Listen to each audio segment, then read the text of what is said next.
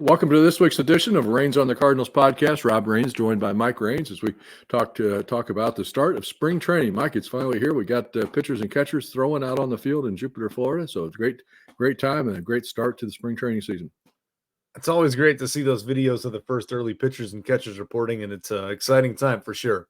Of course, we've got a lot of things to cover here in this week's podcast. Is the pitchers and catchers officially going through their first workout on Wednesday. The first full squad workout will be next Monday, thanks to all of our sponsors, Archwell Health, the newest sponsor, joining Drury Hotels, and our friends at AAA Travel for bringing not only the Cardinal podcast to you, but all of the other features on the website at steelsportspage.com. Complete Cardinals coverage, as we not only have spring training, but then throughout the regular season. One of the things I know, Mike, that you wanted to talk about, and it's the two things I think that are obvious from the pitchers and catchers just first running onto the field for the first workout. One is how many of the new pitchers are there. You got 33 pitchers in this camp. Now I know one of them, Keenan Middleton, feeling under the weather on Wednesday, so was not participating in the first official workout, but he's still there in camp. So out of those 33 pitchers that are on the roster, on the non-roster, 16 of them were not there last spring. That's a high number. A very high number. And we had talked about how one of the challenges last year was the World Baseball Classic and some of the guys not being there. Well, this year, I think the challenge is how many new guys are there, right? And so it's going to take a while for Wilson to really figure out, what these guys throw and, who's going to call that game. And that's why you got some of the coaches there helping to figure out what each guy can throw and what to look at. And I think it's an exciting thing to watch this spring for sure. We do have a rundown of the story on the website, steelsportspage.com, of all of the 16 of those new guys. Now, some of them were in the organization last year, but this in the minor league camp. And then some of them, of course, joined the organization during the summer with the trades for Baltimore, Texas, Toronto. But then, of course, the others were picked up either through trades or waiver claims or free agency over the winter. So there's kind of a combination of all those different guys. And as you mentioned, three of them, of course, starters: Sonny Gray, Kyle Gibson, Lance Lynn. Everybody else, though, is going to be in that whole mix of people trying to compete for a job in the bullpen. So the first thing you got to figure out is how many jobs are available, and then who are all these guys who are trying to get one of them.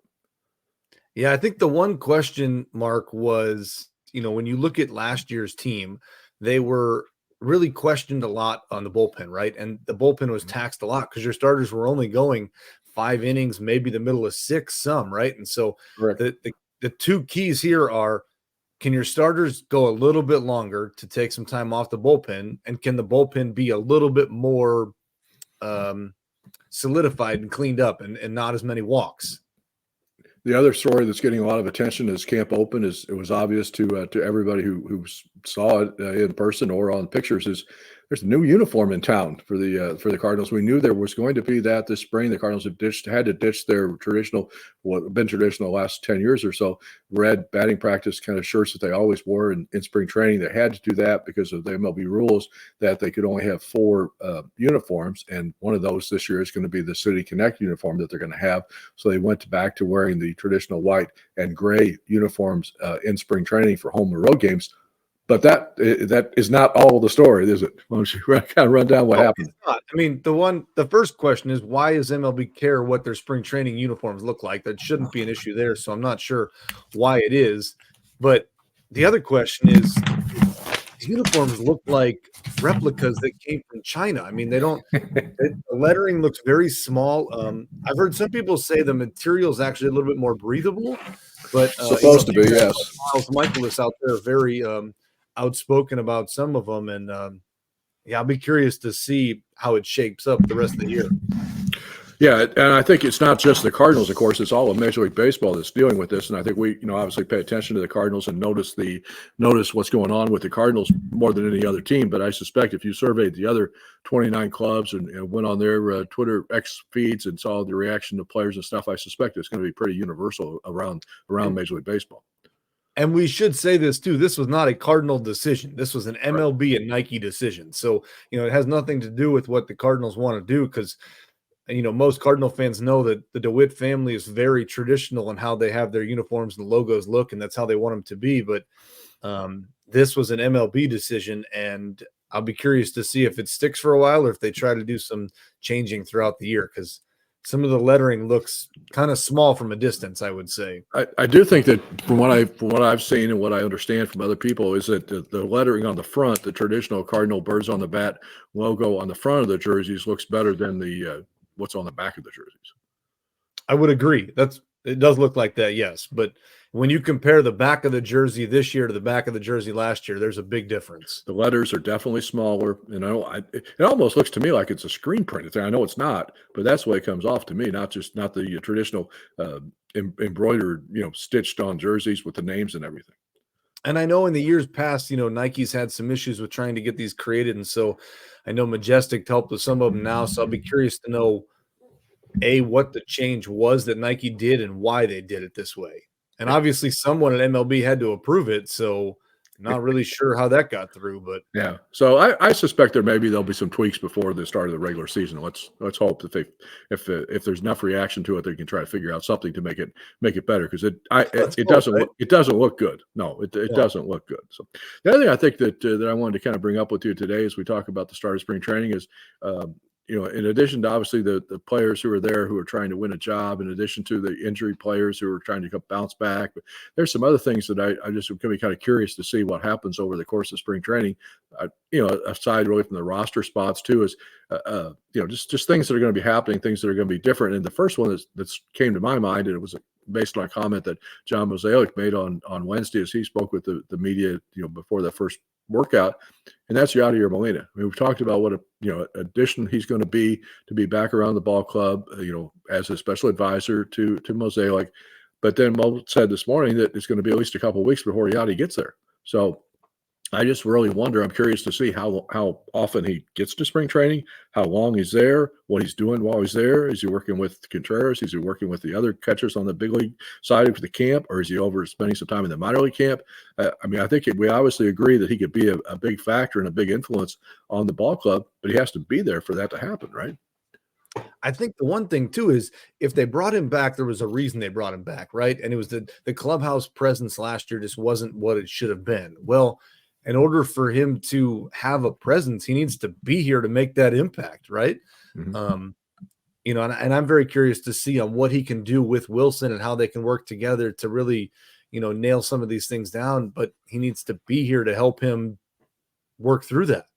Yeah, the explanation from Mosaic on Wednesday morning was that he had just come off the winter ball season. He was managing in Puerto Rico. He was managing the Puerto Rican team in the Caribbean Series that ended in Miami a week ago. So they said he just needed a little bit of time off before he gets there. So maybe that's is all it is. And when he gets there, he'll be there the rest of the spring and be more active and be involved. I did also notice that Chaim Bloom, the new special advisor that the Cardinals picked up from Boston, was the head of baseball operations for the Red Sox the last 4 years. He was in camp for the first couple of days of players being on the field. So still going to be curious to see what his influence and impact is as well.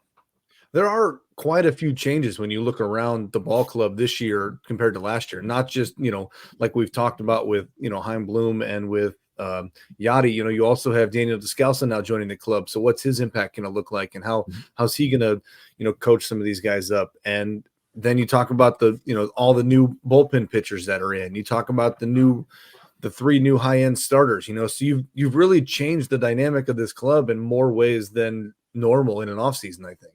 A lot of change. Yeah, there's no question. There's a lot of change, and hopefully they've got the next 5 weeks, almost 6 weeks, to get everybody to buy into the process. So it did seem like that was one of the things that they were counting on, is the leadership and the trust factor of buying into everything that they're trying to accomplish. That they made a point of saying that a lot of the people that they did pick up over the winter were all guys who wanted to be in St. Louis. So we'll see how it all kind of comes together. It's kind of one of those jigsaw puzzles that you have to kind of find all the missing pieces and see where they fit in.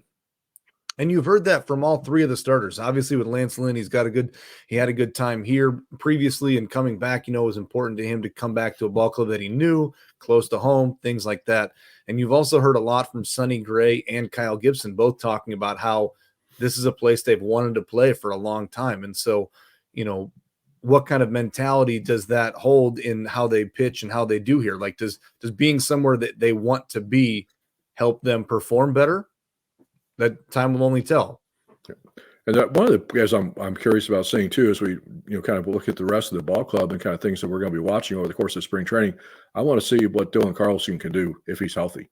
I just don't think the last 2 years we've got a really indication of how he can play, and everybody's kind of relegating him to being the fourth outfielder and kind of seeing, well, okay, maybe it's time that he moves on to another organization. He's 25 years old, and he's still got a lot of major league at bats to be the age that he is, and I just think he's been snake bit a little bit by the ankle injuries and the other injuries that he's had the last couple of years. So if he got the surgery at the end of last September, and if he is healthy and gets an adequate chance to play, I really am going to be curious to see how he performs this spring. You've certainly got some options in this lineup construction, right? With who you put in that DH spot, whether it's Carlson or whether it's Nootbaar or whether it's Gorman or whether it's Donovan. So there's a lot of different angles that some of these guys could play, right? And so I'm curious to see somebody like Brendan Donovan, who, they've kind of tasked as like, hey, you need to be more of a leader and step up on this club. So is he going to fight into some of that time, or is somebody like Carlson going to step up and say, you know what, I want to earn this spot and I'm going to come out and outperform some of these guys? It's like you said, that fourth outfield spot was kind of given to him, but does Carlson go into spring thinking like, hey, I'm going to beat out Nootbaar for this job, right? Or I'm going to try to show that I can do this a little bit more? And part of that might be what happens with Tommy Edman as well. We know he's coming back from the wrist surgery. He said during the winter warmup that he probably thought he would be slowed a little bit at the start of spring training, but didn't think it would be a problem to be ready by opening day. So you got to obviously monitor how he's doing. And then you say the flip side of that is, how's Mason Wynn doing? Because if Mason Wynn struggles and they decide that maybe he's not quite ready to be the everyday starting shortstop, then you could put Edman back at shortstop and put Carlson in center field. So there's a lot of moving pieces that kind of, like we talked about with the jigsaw puzzle, have to kind of be put together over the course of the next 5 weeks. Because really, when speaking with injuries too, do we think that Donovan's going to be delayed at all in his, or how that's progressing? Yeah, it doesn't seem to be. His surgery was earlier. His surgery was in August or whatever, early August. So every indication I've seen is that he thinks he'll be full go from the start of their camp next week. So the other thing, of course, too, is you look at this roster, and we just talked about it a little bit, is I don't think there's really any drama about who the position players. You probably go 13 pitchers, 13 position players.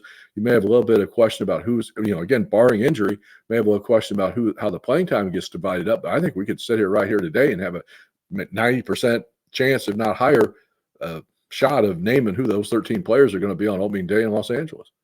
I think so too. I think the only question mark is maybe that fifth spot, right? Because you've got Alec Burleson, you've got Matt Carpenter, you've got Lucan Baker, who, where do they see him fitting into this club at all? And then you've also got the guy that they just signed, Alfonso Rivas, too. So a lot of big kind of first base DH options.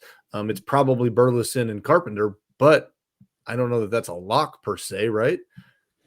Yeah, I mean, they'll tell you no, because they want everybody going into spring training feeling like they're trying to make the ball club and feel like they're trying to have a shot at making that ball club. So the other thing I'm going to be interested in watching is that, and I don't think it really has any impact on, maybe doesn't have an impact. Again, we don't really know on who is actually on that opening day roster, but I want to see how Tekola Roby pitches. I want to see how Thomas Sagasi plays. I want to see how Victor Scott II plays, because those, I think, are three guys who are, if they're not part of the Cardinals present, they're definitely going to be part of the Cardinals future here very soon, if they're as good as all the minor league numbers indicate they are.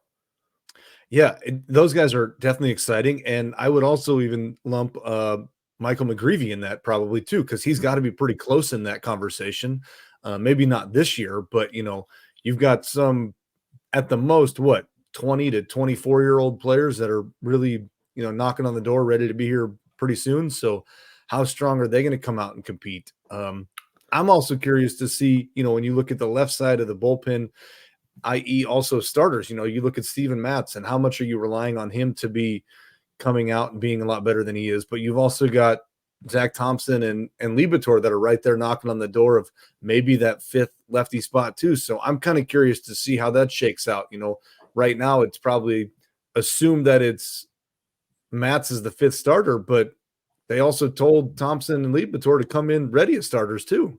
And are they going to decide if they're better off keeping those guys in the bullpen in St. Louis, or do they want them to be in the rotation in Memphis, ready, stretched out to start? So if they have other, they've got Romero, they've got King. I mean, there are other options. Palante with the reverse splits almost seems like a left-hander. So they've got some other options out there in the bullpen, and we know they've got a ton of right-handed relief candidates because of all the guys that they brought in. To me, that's going to be the most interesting competition in the camp, is how they sort through all those bullpen arms. And if there is a dark horse guy candidate to make the ball club and be a surprise spot on that roster, kind of like we've seen Jordan Hicks do in the past and some of the other guys the past couple of years, is it has to be a bullpen guy. I don't think anybody else other than Victor Scott II, if he has a tremendous spring and there's an open spot for him that they can put him in there, I think maybe will be the only other guy. But I think they're going to say he needs to play every day and just put him in Memphis and let him play until he's ready to play up here every day.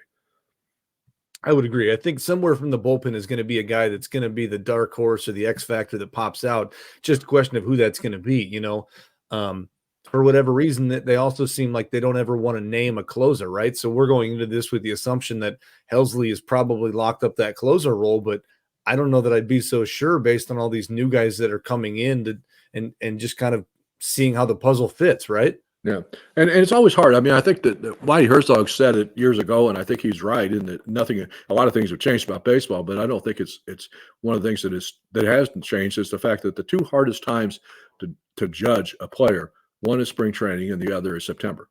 And I think there's a lot of merit to that. So we've all seen guys who've had tremendous springs and then they get into the regular season and struggle. We've all seen guys have tremendous springs that didn't make the ball club.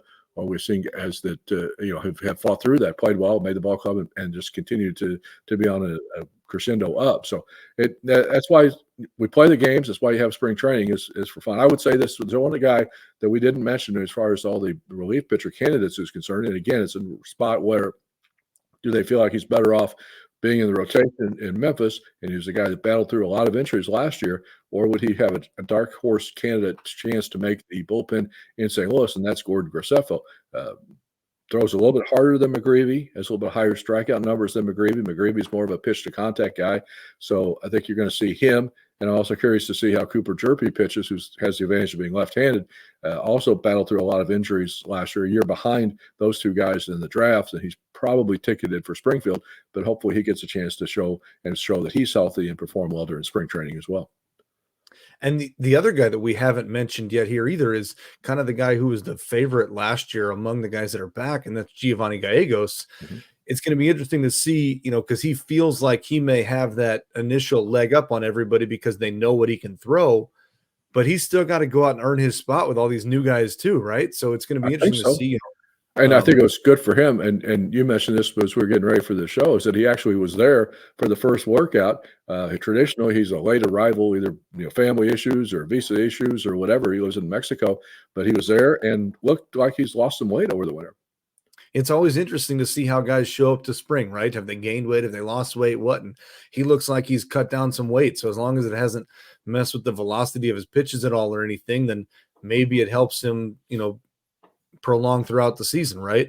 He seemed like him and Palante have been like the two go-to guys for Ollie throughout the whole thing, but it'll be interesting to see, does that become a Kenyon Middleton now that becomes that go-to guy, or who does it become as we progress throughout the season? Yeah. And I think one thing we know about the bullpen is that there's a pretty good chance that whoever the 8 relievers are in that bullpen on opening day in Los Angeles, there's a pretty good chance that there'll be some other guys pitching in the bullpen at some point during the season. That bullpen doesn't stay the same. They get guys that are up and down. You like guys that have options and can pitch in Memphis for a little bit, and they come up here when somebody gets tired and needs a break or needs to go on the temporary injury list for a few days. So there'll be a lot of flex, I think, and a lot of changes throughout that bullpen over the course of the summer.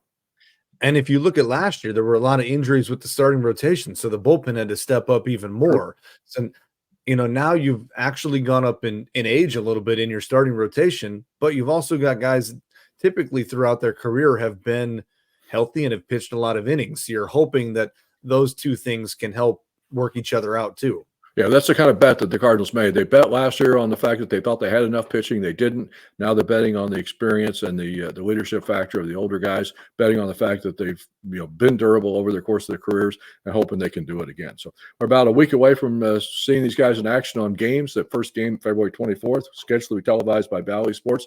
Haven't seen the actual spring training television schedule yet, but I understand that it's 15 games that Bally's will be broadcasting from spring training. So even if you can't make it down to Jupiter or Florida over the course of March, you still have a chance to see a lot of ball games. I'm sure there'll be also some other games picked up by ESPN or MLB Network. So a lot of people will be able still to kind of keep tabs on the Cardinals. And of course, you can read all of our coverage on STLSportsPage.com. So it'll be a big time for all of spring training coverage. So, Mike, thank you for the visit. We'll talk to you again next week as we continue with the next edition of the Reins on the Cardinals podcast, brought to you by our friends at Drury Hotels, Hartswell Health, and AAA Missouri. Thanks for watching. Rob Reins, STLSportsPage.com.